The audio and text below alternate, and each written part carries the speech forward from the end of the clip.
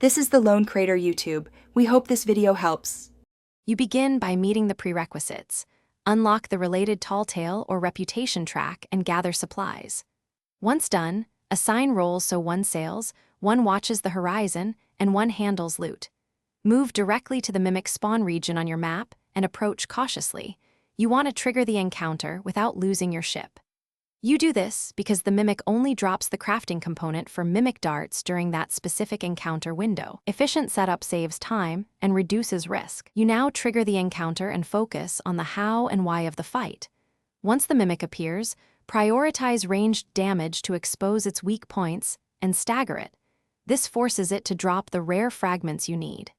Keep moving to avoid heavy attacks and coordinate with your crewmates to handle adds and ship threats.